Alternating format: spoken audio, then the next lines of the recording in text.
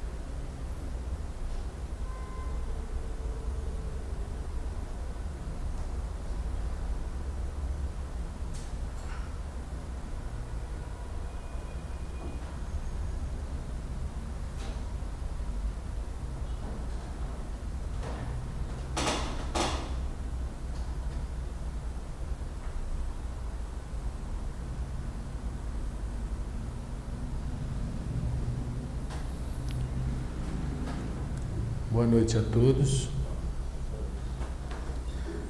Em primeiro lugar, agradecer aqui o convite da Loja Teosófica Liberdade para estar com vocês aqui nessa noite.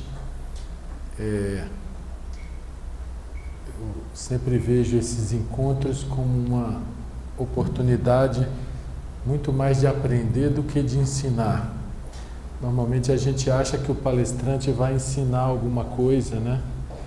Mas, na verdade, quando a gente vai falar sobre algum tema que não é sobre coisa trivial, mas que tem a ver com a nossa própria vida, com uma compreensão, pelo menos uma tentativa de uma compreensão um pouquinho mais profunda sobre a existência, sempre a gente acaba aprendendo mais, porque é um esforço de compreensão que a gente faz, não é? E eu vejo muito esses encontros teosóficos dessa maneira. Aquela oportunidade em que as pessoas juntas vão refletir sobre um determinado tema e procurar se aprofundar o máximo possível. A qualidade desse aprofundamento depende de todos, porque quando existe realmente uma sintonia, quando existe aquele espírito de investigação, de busca de compreensão, a gente cria um campo de energia que favorece esse aprofundamento, né?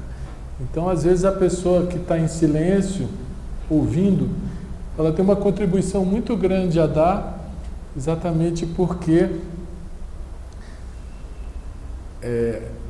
nós juntos é que fazemos esse trabalho. É lógico que depois vocês vão também poder complementar alguma coisa, perguntar, etc, etc. Pois é, nosso irmão fez aqui uma apresentação da Sociedade Teosófica, que quase todos vocês conhecem bem, mas é sempre bom a gente parar e questionar o que exatamente nós fazemos na Sociedade Teosófica. Ela é o que? É uma religião? Ela é uma instituição espiritualista? Ela tem um credo próprio? O que é a Sociedade Teosófica? Muito importante esse tipo de reflexão, porque muitas pessoas acham que a Sociedade Teosófica é o lugar dos crentes da teosofia, como se a teosofia fosse uma nova crença, um conjunto de pensamentos de determinadas pessoas que foram ficando sedimentados em algumas obras e que a sociedade seria daqueles que acreditam na teosofia. É muito importante a gente compreender o que seja a teosofia para não ficar no nível superficial, né? Para compreender realmente o espírito da coisa.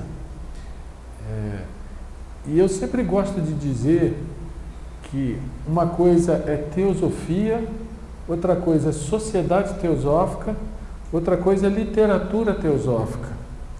Acho muito importante definir claramente essas coisas, porque faz-se uma certa confusão, e as pessoas dizem, eu vou lá na teosofia, né? Quer dizer assim, como se fosse uma instituição a mais que acredita em determinadas coisas, e na verdade a proposta vai muito além disso. Teosofia, como vocês todos sabem, ela é eterna, ela pertence à natureza, ela pertence ao universo. Ela é a verdade das coisas como elas são. Por mais que a gente não tenha essa verdade, né, mas existe uma verdade. A vida tem todo um mecanismo em funcionamento, né, o universo tem todo um mecanismo em funcionamento, e por mais que a gente não compreenda o sentido desse movimento e não entenda exatamente tudo o que acontece, existe uma verdade, né? A verdade é o que é. E, portanto, a sociedade teosófica, ela reúne pessoas que se interessam pela verdade. Esteja onde ela estiver, na ciência, na religião, na filosofia, porque na realidade a verdade é um estado de consciência. Quando a pessoa consegue ver alguma coisa como a coisa é, sem distorções, sem ficar repetindo coisas que ela não sabe, sem simplesmente criar mitos e crenças que são estados mentais, coisas que ficaram registradas na mente da pessoa, né? Então, a verdade é algo que vai além, é quando a própria pessoa é capaz de ver por ela mesma. E é lógico que todos nós temos limitações. Se você olhar tudo que existe na natureza, tudo que vive, tem limitações, não é assim?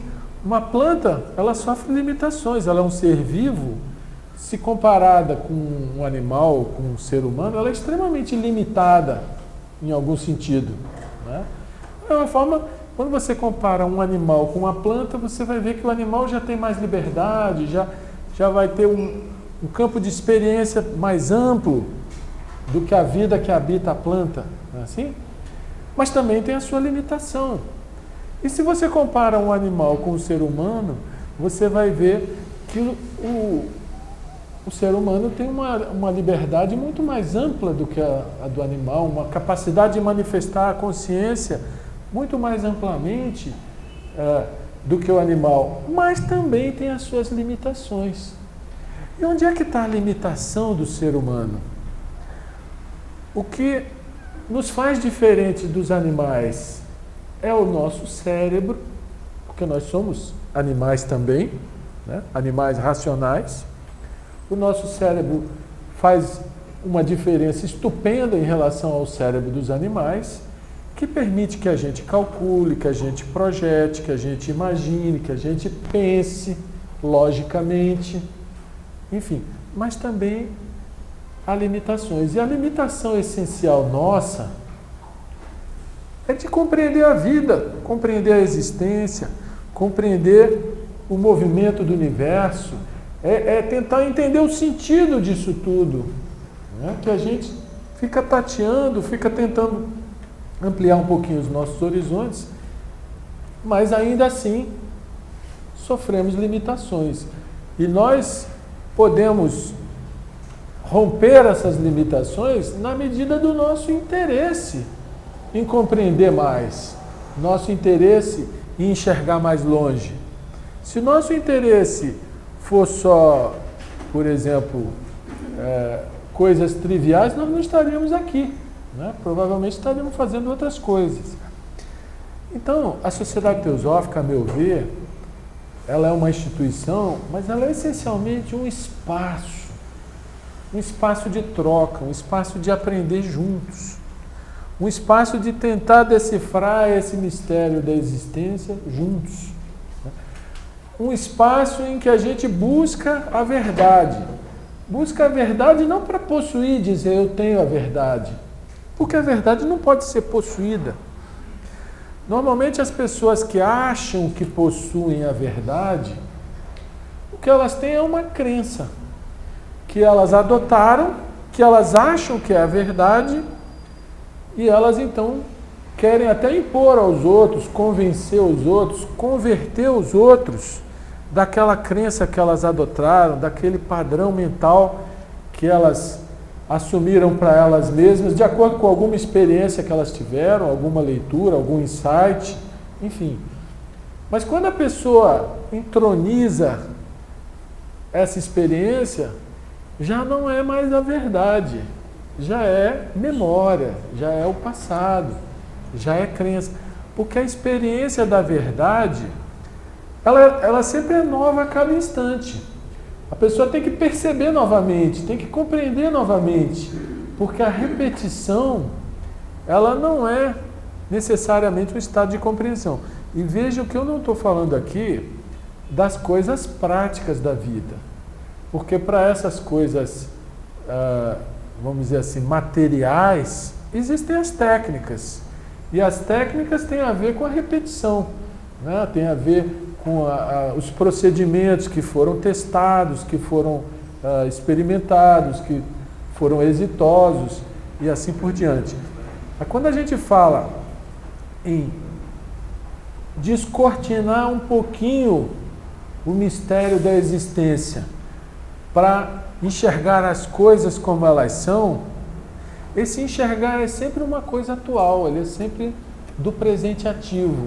Ele não é uma repetição que venha da memória de experiências passadas, né? Então, nesse sentido, a sociedade teosófica é o espaço em que as pessoas buscam a teosofia. Mas que teosofia?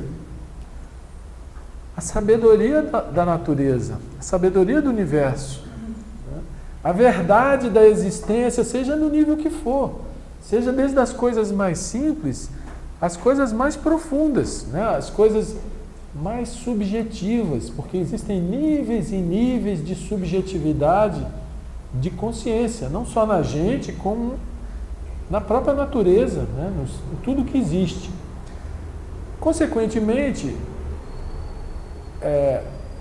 ao longo desses quase 40 anos de existência da Sociedade Teosófica, muitas pessoas se esforçaram por compreender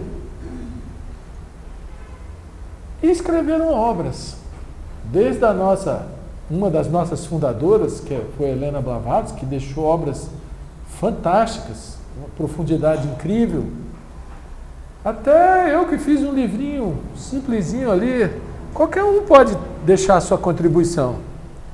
Isso é a literatura teosófica, né? Mas a literatura, ela pode ser uma ferramenta para que a própria pessoa, no seu esforço de compreensão, possa enxergar mais longe, ou não. Porque se ela fizer dessa literatura uma crença, uma repetição mecânica, um palavreado meramente erudito, mas que isso não signifique sabedoria no viver dela, ela não vai estar encontrando a verdade, ou pelo menos uma parcela da verdade. Ela vai estar adotando crenças, ela vai estar criando padrões de conceitos para ela mesma, que muitas vezes, ao invés de libertarem, acabam condicionando ela mais ainda. Então, tudo isso é muito importante, porque essa literatura, ela traz visões, chamada literatura teosófica, que ela pode ampliar muito os nossos horizontes. Mas somos nós que vamos levantar esse véu. Ela não faz isso sozinha, né? E mais, se a gente pegar essa literatura como verdade e passar a repetir coisas que a gente não sabe, nós viramos os crentes. E aí, a vitalidade vai embora. Não é? Tem uma passagem da Helena Blavatsky naquele livro A Chave para a Teosofia, lá no finalzinho do livro, quando ela fala do futuro da sociedade teosófica, ela fala assim: várias iniciativas como as da sociedade teosófica fracassaram, porque mais cedo ou mais tarde se transformaram em crenças, se transformaram em seitas. Diz ela, perdendo a vitalidade que só a verdade viva pode proporcionar. Olha só a afirmação. Perdendo a vitalidade que só a verdade viva pode proporcionar. Então, o encontro com a verdade é um estado da consciência que pode acontecer em nós, em cada um de nós, ou não. Às vezes é muito mais honesto eu dizer, não sei, não compreendi, gostaria muito de compreender, do que às vezes ficar repetindo coisas que eu não sei e dizendo que são a verdade. Que na verdade eu li no livro, eu simplesmente copiei aquilo. Né? Então, esses encontros são oportunidades da gente olhar junto, da gente tentar olhar além das aparências e tentar compreender essa coisa tão fantástica e tão importante que é a vida, que é a nossa vida, que é a existência. Né? Pois é, a gente muitas vezes tem explicação para tudo, mas essencialmente o problema humano é a ignorância existencial.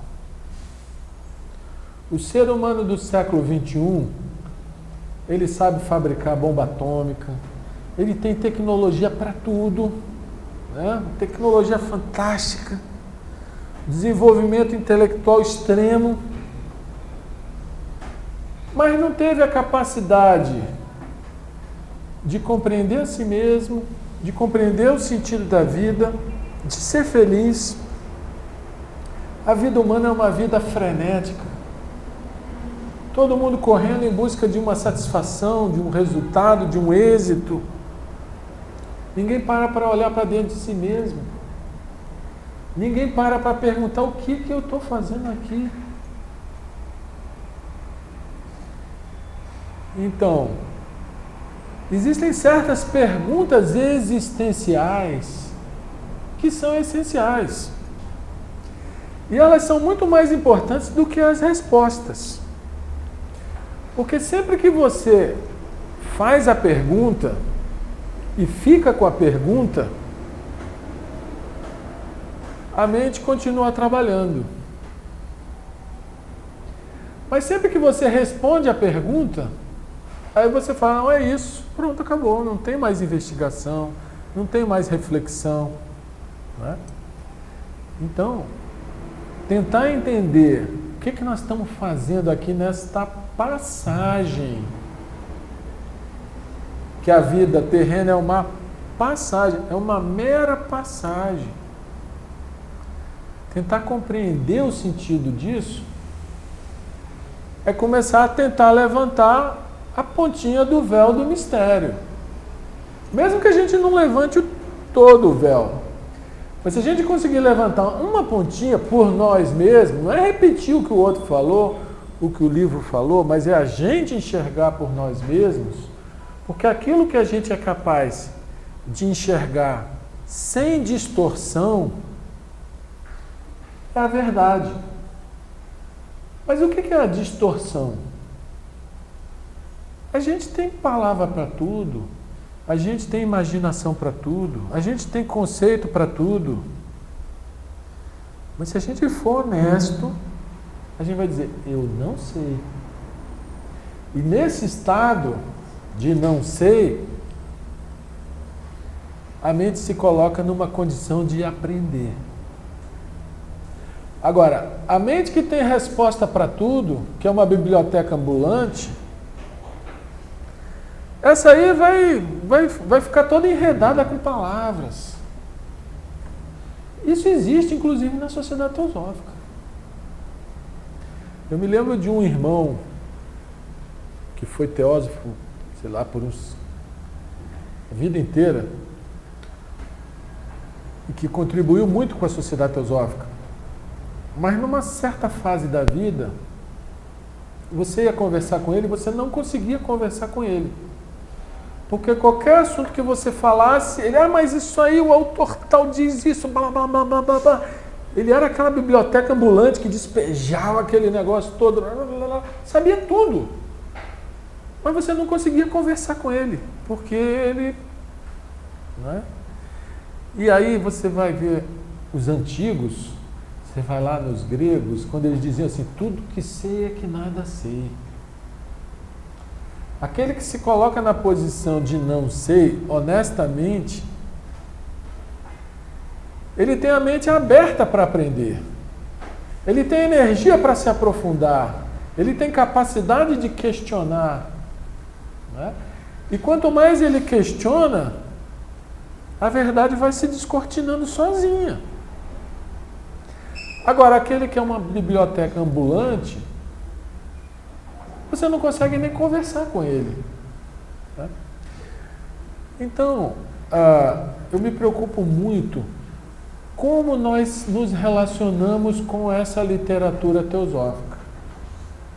Nós nos relacionamos com ela na perspectiva de livres pensadores, de buscadores da verdade, ou nós simplesmente vamos aceitando e criando um conjunto de crenças, seja do karma, da reencarnação, dos mestres, dos 7 raios, e aquele conjuntinho de crenças muito até bonito, né?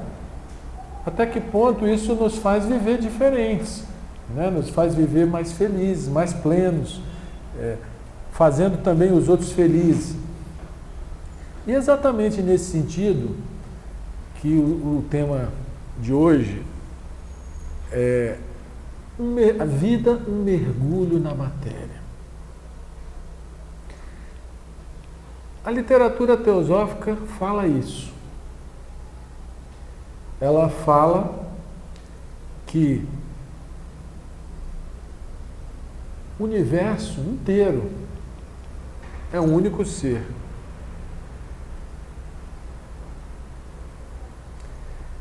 É estranho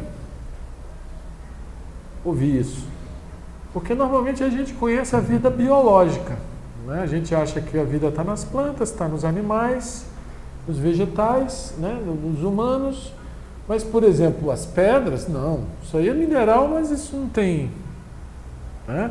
A gente acha que a vida é só aquilo que a ciência consegue ver dentro da biologia. Mas se a gente olhar um pouquinho mais, o que é o Sol? É uma estrela que irradia luz e calor. Né? Segundo a literatura teosófica, o sistema solar é um ser vivo cujo coração é o Sol físico. É estranho também. Mas vejam, nós podemos existir aqui sem que o Sol esteja irradiando luz e calor? É possível vida aqui na Terra sem essa estrela-mãe do nosso sistema solar? Quer dizer, você acaba vendo que está tudo interconectado, tudo interdependente. Né? E assim como o nosso corpo tem milhões, bilhões de células, e todas elas estão fazendo o seu trabalho para a saúde do corpo inteiro, e quando o princípio vital é retirado, todo o trabalho delas se desmonta, né, com a morte física. Assim também existe essa proposta de que nós somos células de uma vida maior. Nós somos células de um ser maior. Assim como o nosso corpo tem células, nós somos também células de uma vida maior. E essa vida viria de onde? Eu estou dizendo o que a literatura diz. Agora, cada um de nós tem que refletir, questionar e começar a ver, isso tem sentido, isso não tem sentido, isso me parece razoável. Por quê? Toda vez que a gente vai descobrindo as coisas como elas são, pelo nosso senso de razoabilidade, os nossos horizontes vão se ampliando. E toda vez que a gente está preocupado em encontrar a verdade, para possuir a verdade, né? O tal do teste de São Tomé, né? Quero ver para crer, aquela coisa.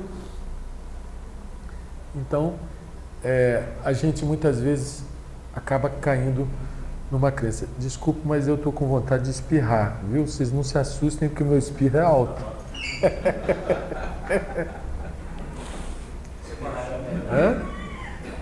Meu espirro é escandaloso. Em sala de aula, em dia de prova, vocês imaginam o susto que dá nos alunos, hein? Não, eu tenho aqui também. Que às vezes eu sou um pouco alérgico. Então, olha só. Segundo essa literatura, a vida vem de uma profunda subjetividade. Assim como existe subjetividade em nós, né, você tem, pelo menos por enquanto, o corpão aqui, que a gente sabe que é temporário. Você tem as emoções, que elas já entram no reino da subjetividade.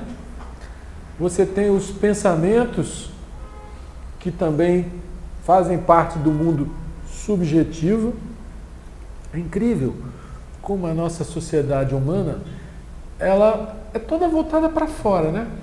As pessoas só se preocupam com as coisas objetivas. Só se preocupam com o mundo objetivo. Quando, na verdade, a qualidade de vida maior está muito mais na subjetividade, como você se relaciona, né? Se você é feliz ou não, como é que você... o seu grau de maior ou menor egoísmo, a sua maior capacidade de se doar, tudo isso está na sua subjetividade. Mas o mundo vive correndo atrás de coisas objetivas, e até que na psicologia ele dá uma atenção à subjetividade, às vezes para tentar curar algumas distorções, alguns problemas, alguns, entre aspas, desvios, etc, etc. Mas, na verdade, a vida, eu acho que isso, para mim, me parece bem razoável. Ela vem de uma subjetividade e volta para uma subjetividade. Vocês reparem, como é que esse corpo se forma? Começa com uma coisa microscópica, lá no útero da nossa mãe. Uma célulazinha lá, um espermatozoide, um óvulo, formam uma única célula original chamada zigoto, que é uma coisa que só daria para ver no microscópio, né? E aquela célula começa a se reproduzir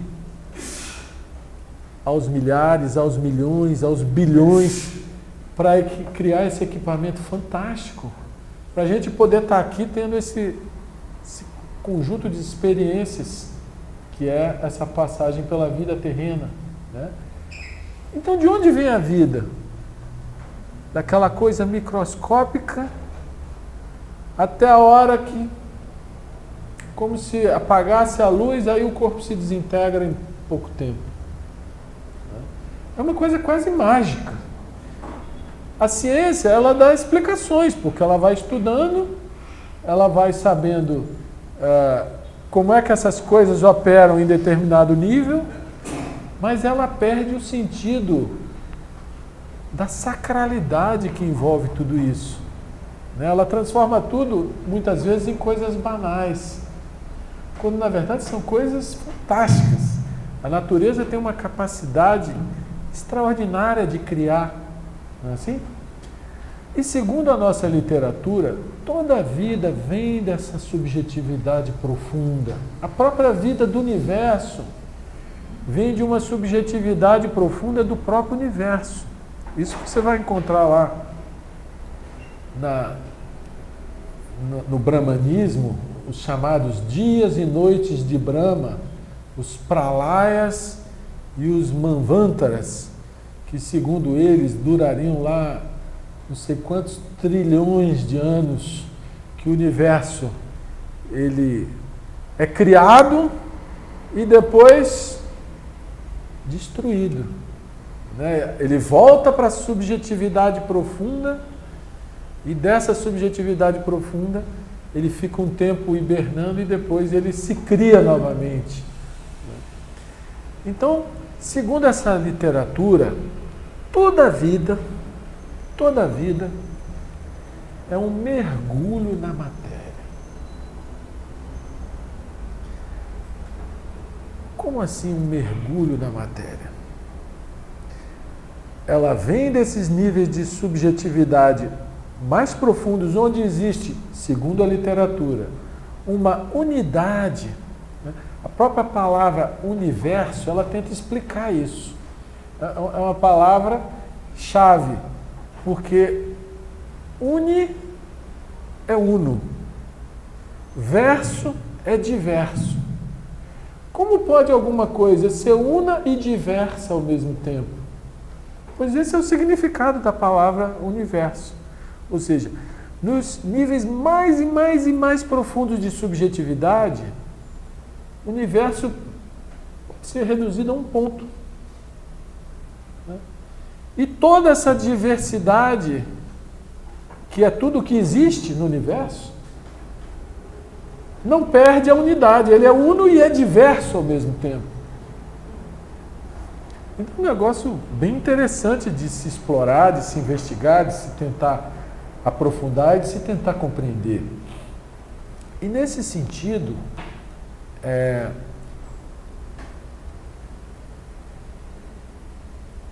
toda a vida universal se expressa na matéria e volta para essa subjetividade profunda, inclusive nós. Como? De que jeito? Sempre procurando uma expressão mais perfeita, sempre procurando uma expressão mais completa, uma expressão mais plena e, mais do que tudo, sempre num movimento de despertar da consciência. O nível de consciência, como a gente estava falando no início, depende do nível da limitação. Não é? Se os animais têm as limitações deles, que para nós às vezes é fácil fazer uma coisa que ele não conseguiria fazer, abrir o trinquinho da jaula para poder sair, etc, etc., nós também temos outras limitações. E quando a Helena Blavatsky define teosofia, ela chama de sabedoria dos deuses. Ela não fala sabedoria de Deus. Muita gente traduz como sabedoria divina, porque é uma palavra grega que theo significa divino e sofia significa sabedoria. Então, a maioria das pessoas traduzem a palavra teosofia como sabedoria divina. Mas a Helena Blavatsky, naquela época em que existia muitas religiões com uma ideia de Deus antropomórfico, né? Deus que tinha barba branca, sentado ao lado de Jesus e outras coisas mais, ela define como sabedoria dos deuses. O que ela estava tentando dizer, segundo eu compreendo? Que existem inteligências operando em todo o universo, em níveis muito diferentes do nosso, né? E que atuam harmonicamente, atuam de acordo com as leis universais. E, portanto, o universo, ele não é um caos, ele é um cosmos, porque tem inteligências operando em diversos níveis e de formas cada vez mais perfeitas. Essa é a proposição da Helena Blavatsky. Agora, a gente tem que receber tudo isso, quando a gente se interessa por isso, como possibilidades, né? E na medida que a gente vai, por nós mesmos, vendo aonde as coisas fazem sentido e onde elas não fazem, sem achar que nós possuímos a verdade, a gente vai descobrindo que os nossos horizontes vão se ampliando, né? E dentro dessa lógica de que a vida vem desses planos mais sutis da natureza, onde a matéria é menos densa do que essa matéria que nós conhecemos, a gente acaba descobrindo que a lógica do ser humano é uma lógica invertida. Ou seja, a gente conhece a nossa vida no período do nascimento, a morte e só. Mais nada. E a gente acha que nós somos desse mundo. E aí alguém morreu, a gente fala assim, coitadinho, né? Porque ele saiu daqui, perdeu o bem bom de estar aqui entre nós, né? Então, a lógica humana é de que nós somos isso aqui e que gostaríamos muito de ficar aqui pela eternidade. Essa é a nossa lógica. Ninguém quer morrer, todo mundo quer que a morte seja uma coisa o mais distante possível. Isso é normal do ser humano, não é assim? Por que isso? Porque nós não sabemos de onde viemos, nem sabemos para onde vamos. Então a gente vai se apegar ao que a gente conhece. E entenda-se aqui, o conhece, aquilo que ficou registrado na memória, das experiências que passou, das coisas que gosta, né? Enfim. Só que essa ignorância existencial, ela é sinônimo de sofrimento. Sofrimento. Por quê? Porque vida e morte são duas faces da mesma moeda. Não existiria vida se não houvesse morte. Vocês imaginam? Se todos os humanos que existiram tivessem presentes aqui no planeta, não tinha espaço para nós estarmos aqui hoje, né? Assim como se nós não formos embora em algum momento, como é que virão as futuras gerações? Então a vida está sempre se renovando. No reino vegetal, no reino animal, no reino humano, isso é a coisa mais natural.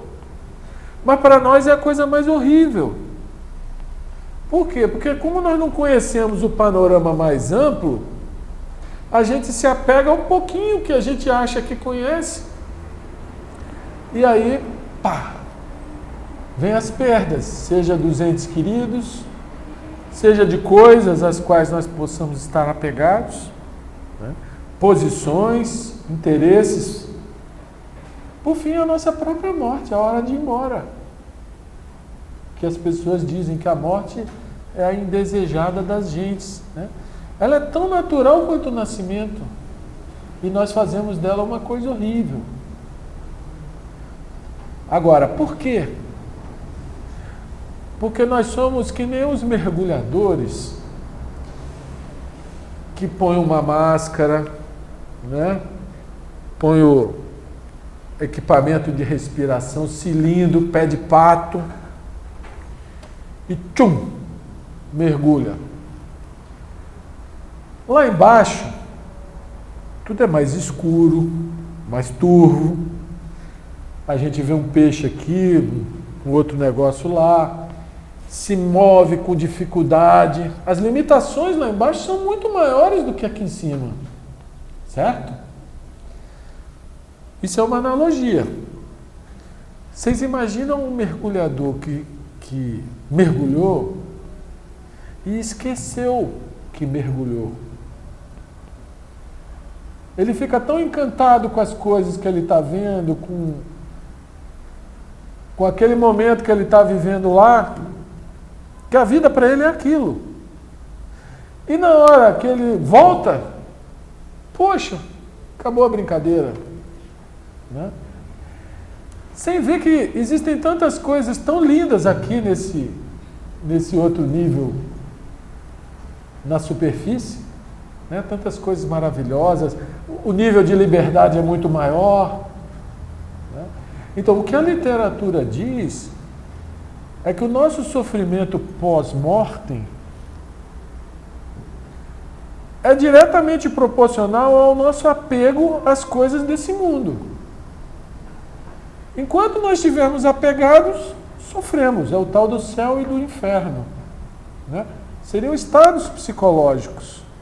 Então, a pessoa que está apegada, que está ansiando, que está sofrendo, que está...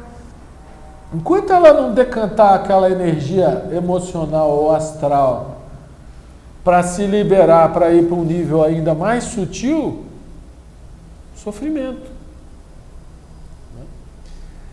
Então, vale a pena tentar explorar essa temática, vale a pena tentar compreender mais amplamente, vale a pena questionar a existência. Sempre questionando. Nunca se preocupando com as respostas. Porque as respostas verdadeiras, elas vêm naturalmente das camadas mais profundas do nosso próprio ser. Agora, se a gente quer agarrar essas respostas para tê-las como verdade e impor aos outros, primeiro que ninguém leva ninguém à verdade. Só a própria pessoa pode descobrir, né? O fato de uma pessoa repetir o que o outro disse não é verdade. Às vezes, a própria experiência dela de descortinar um pouquinho desse véu, que é sempre uma experiência enriquecedora, transformadora, uma experiência que... Né, é o tal do insight. A pessoa está investigando, explorando, tentando entender, né, sem aquela coisa de aceitar qualquer coisa, né, ela está querendo ver o sentido das coisas, e aí vem aquela percepção, pá! Caramba! Eureka! Descobri, grandes descobertas científicas aconteceram assim, né? Mas as verdades existenciais, depois que ela passa, acabou. Ou virou crença, ou a pessoa vai ter que mergulhar de novo para olhar de novo, né? Porque elas demandam esse ver agora. Ver sem as coisas que o pensamento inventa, sem as teorias, sem as explicações, sem as justificativas, que o nosso pensamento, nossa, ele inventa coisa o tempo todo, ele está sempre projetando, ele cria todo um fundo de condicionamento que é um depósito daquilo que ouviu, que leu, que vivenciou. Então, as nossas próprias experiências, elas devem ser questionadas, porque em algum momento elas trouxeram uma expansão da consciência. Mas se eu fico apegado à experiência passada, né, eu já não estou aprendendo agora. Eu só estou repetindo o que passou. Então, na verdade, cada um de nós é um laboratório vivo para descobrir os porquês da existência. E esse descobrir, ele é infinito. Sempre vai ser possível um aprendizado ainda maior, uma compreensão ainda mais ampla, né? Desde que nós estejamos interessados em compreender a vida, compreender a nós mesmos e principalmente compreender as nossas relações. Porque não adianta eu questionar sobre como é que opera o universo, as leis universais e chegar em casa e bater na minha mulher.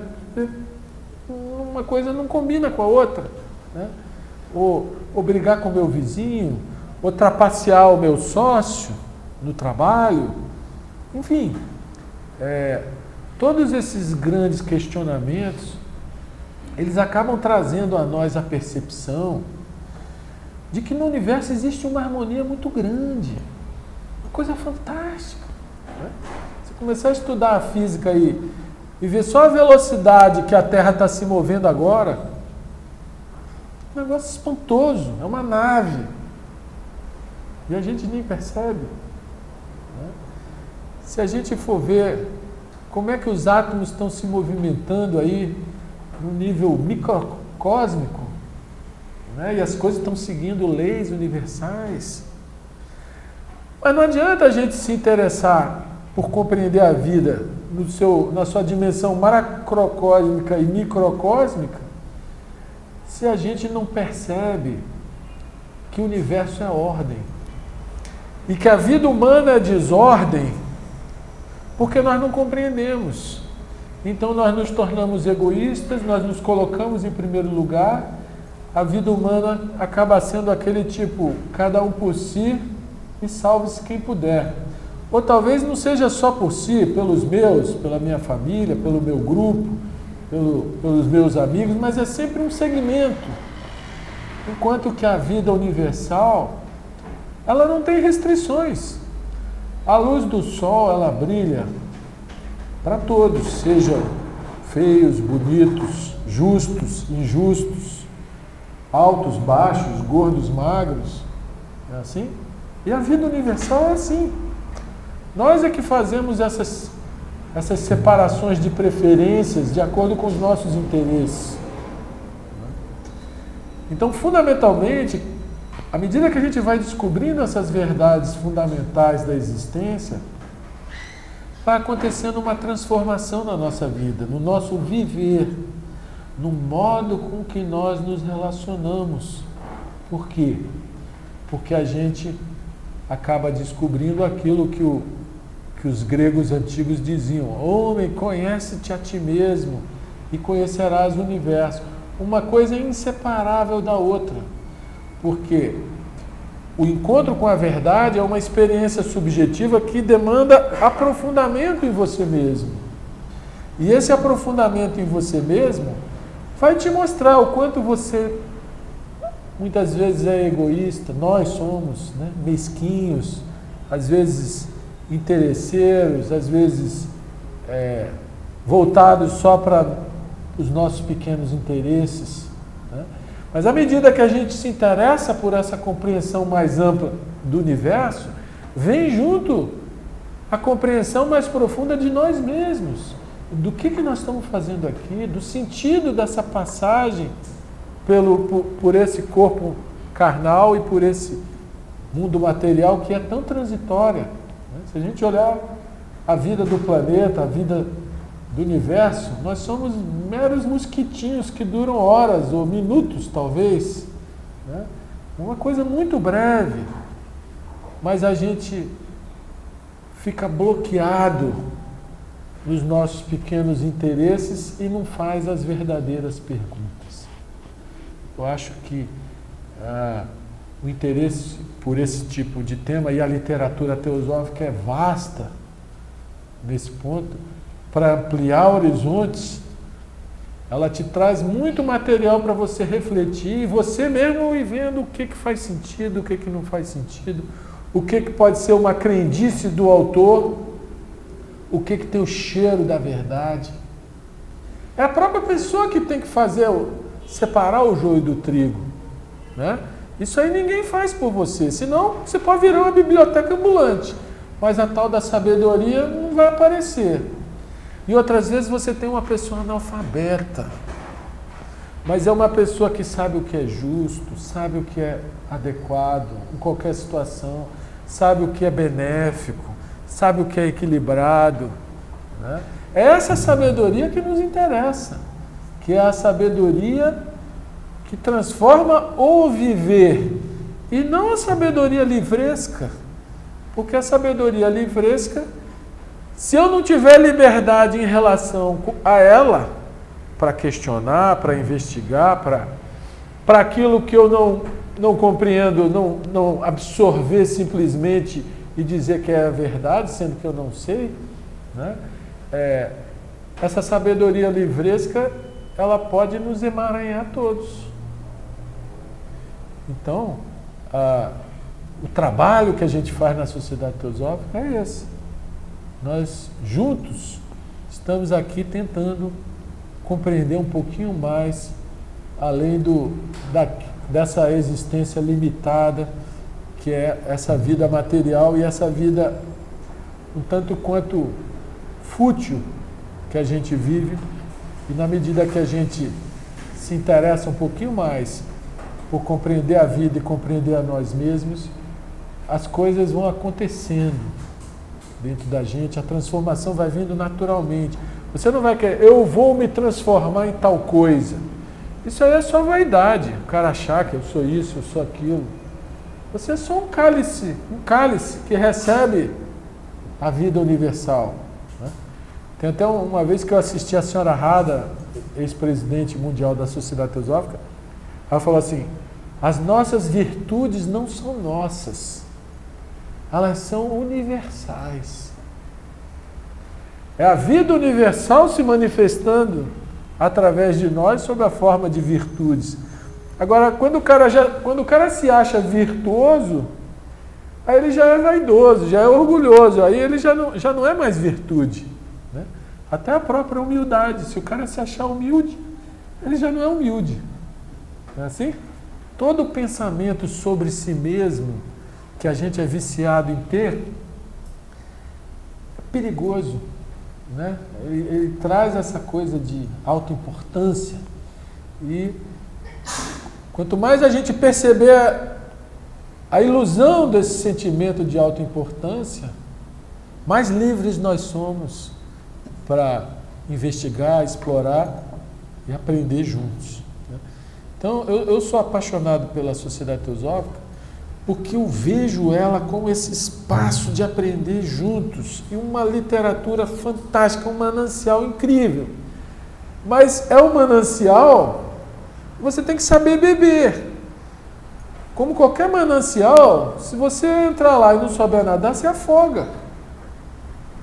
E por isso a Blavatsky falou, outras tentativas fracassaram, viraram seitas, viraram crenças.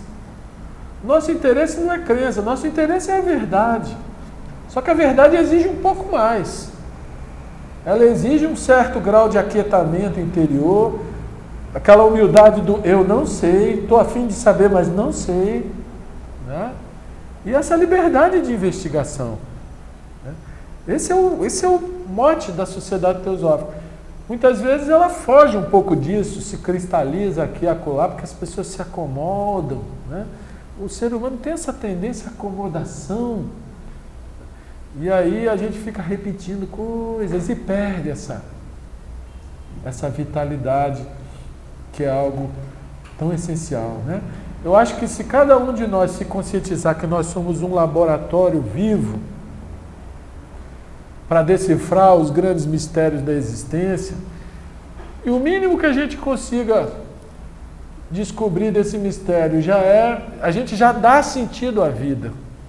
A passagem passa a fazer sentido, porque nós estamos aqui provavelmente cumprindo aquilo que se espera de nós. O quê?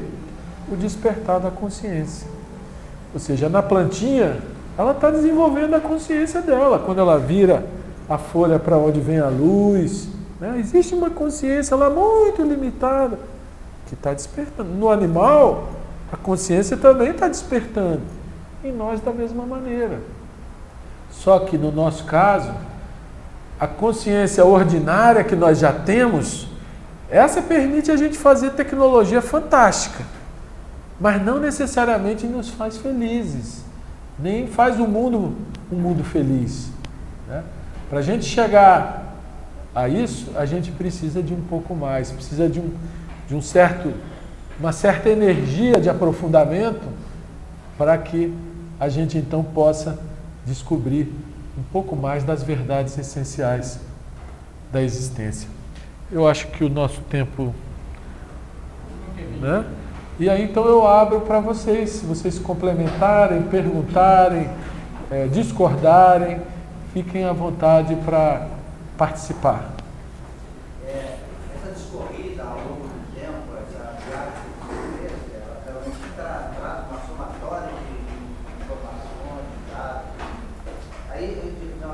reportamos de uma 2.500 anos atrás, quando Sócrates falou, ele não era sábio, falava que ele era sábio, não sou sábio, eu estou à procura da sabedoria.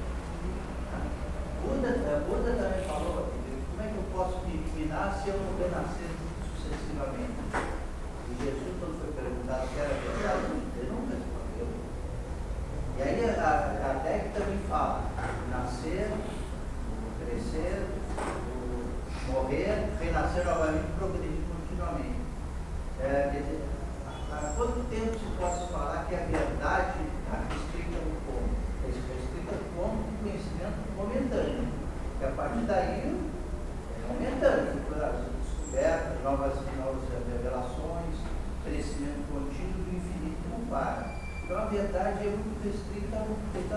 Eu não nem usaria, eu particularmente, posso estar errado, eu não usaria nem essa palavra verdade, porque ela é restrita ao momento, ao conhecimento. A minha versão, a minha visão. E ali, à medida que eu vou oferecendo, que nós vamos oferecendo, que nós vamos descobrindo, que a ciência vai avançando, eu vejo que as verdades são ultrapassadas. Então, essa visão que você deu foi bastante interessante. A própria subjetividade desse infinito, das reencarnações, das iluminações contínuas do Sócrates, ele também não definia essa sabedoria. Ele falou, eu não sei, eu vou continuar procurando sabedoria. Pois é, o sábio não se acha sábio. Se ele se achar sábio, ele já não é sábio. Ele já é um soberbo. Porque o verdadeiro sábio, ele sabe que ele é um grãozinho de areia num universo infinito, que ele não é nada, né? Mas ele está aberto a aprender, né? Agora, a questão da verdade e do tempo, que você colocou aí, novas verdades vão surgindo, etc, etc.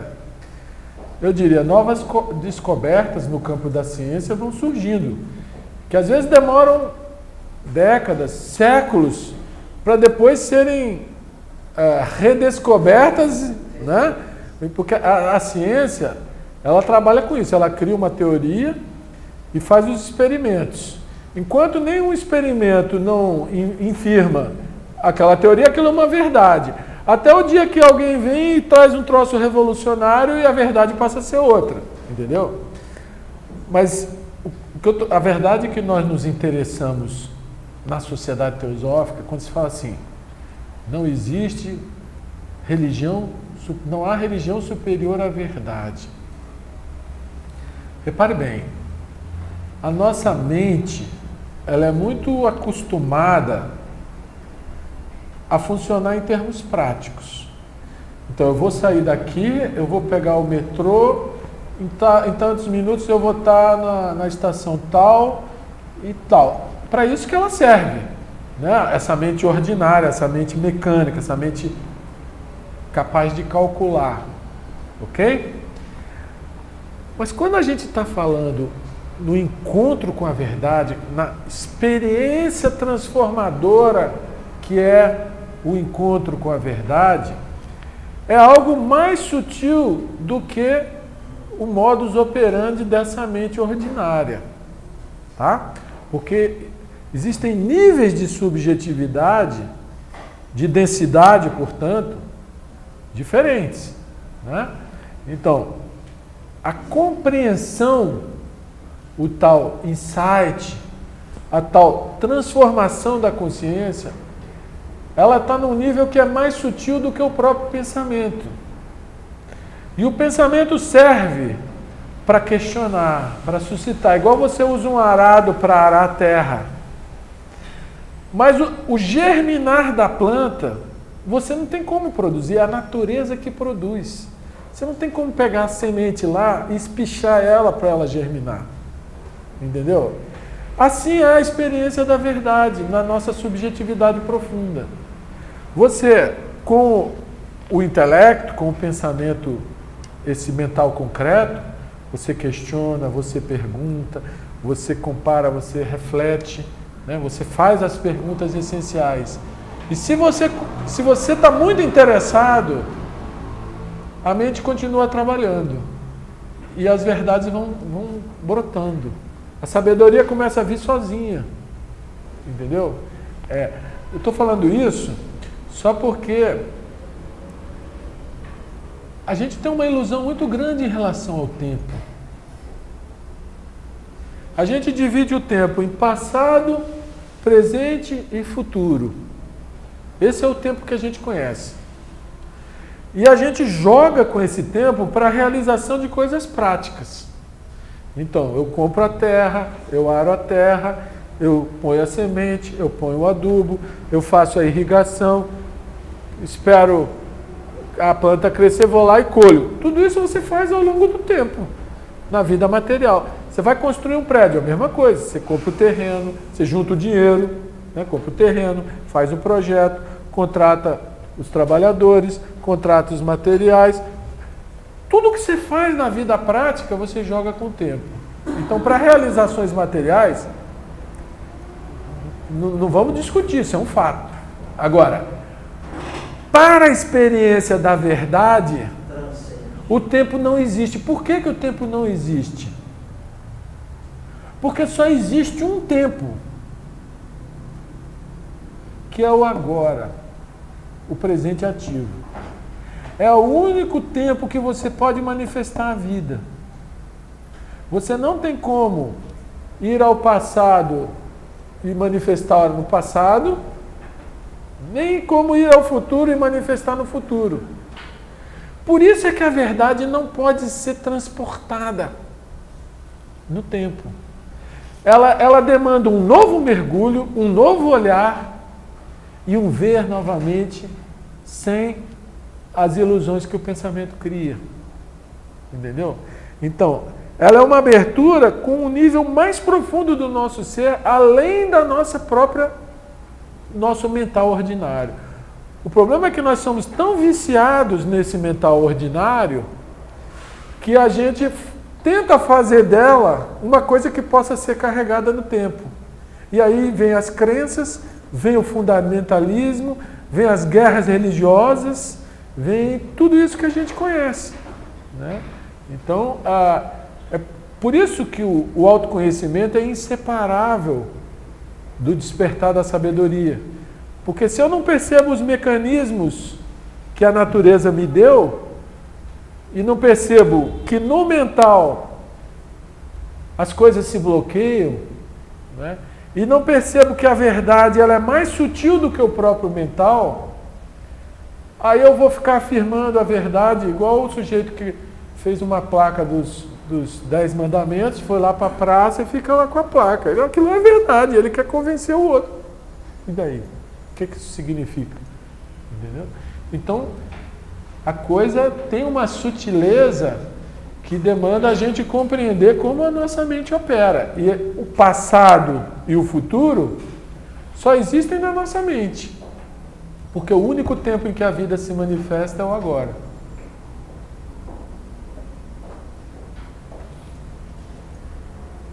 Fala. Professor, é ensinado que os hebreus chamam de Deus, Jeová, o significado do nome vem a ser mostrar, Jeová quando se manifesta para Moisés, fala assim, eu mostrarei ser aquilo que mostrar ser. Aí que veio essa questão que o senhor falou sobre a verdade, que a verdade é aqui no aqui e no agora. Né? Passou daqui já vai ter que mergulhar de novo. Então esse entendimento de que Deus, esse ser maior, seja o manifestado ou manifestado, você vai sempre, para você ter o entendimento dele e da verdade, dele tem que ser a verdade, né? O espírito, no sentido que o hinduísmo prega, né? Que é o limite, né? O que vem a ser? Ele vai mostrar para você naquele momento. Passou aquele momento, de novo você tem que estar buscando uma nova experiência. É algo dinâmico durante a palestra toda. Pois é, você vê isso na mensagem do Cristo também, né? Ele fala, conhecereis a verdade e ela vos libertará. Se a gente não entende a diferença entre verdade e crença, se a gente mistura as duas, a gente não entende o que ele falou. Porque as crenças, em geral, escravizam. E a verdade liberta. E a crença é aquela coisa que você quer perpetuar no tempo, é aquela coisa que você se apega a uma visão para se sentir seguro, né?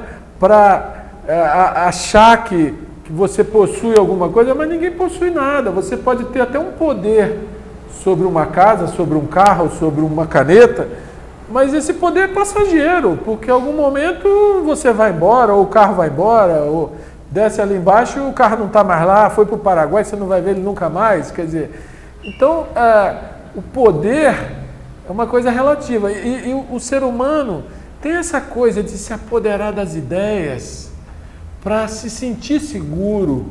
Só que é uma falsa segurança, entendeu? E por isso as crenças, elas vão ficando estratificadas, elas vão gerando divisão, né? Você vê, por exemplo, quando Jesus veio, era só ele. Hoje, se você olhar quantas igrejas cristãs existem milhares, né? Elas vão se dividindo, porque cada um tem uma crença específica, entendeu? Agora, isso que você falou, todas as grandes religiões falam, né? Todos os ensinamentos fundamentais das grandes religiões, seja no cristianismo, no budismo, no brahmanismo, e todas elas. Mas para você chegar a esses ensinamentos fundamentais, você tem que se aprofundar. Se você ficar no nível superficial, você vai ficar só com as crenças e não vai se transformar. Vai continuar vivendo no mesmo padrão, infeliz, procurando preenchimento, né? Nessa avidez que é a vida humana hoje, todo mundo ávido para chegar em algum lugar, conseguir alguma coisa, ninguém sabe o quê.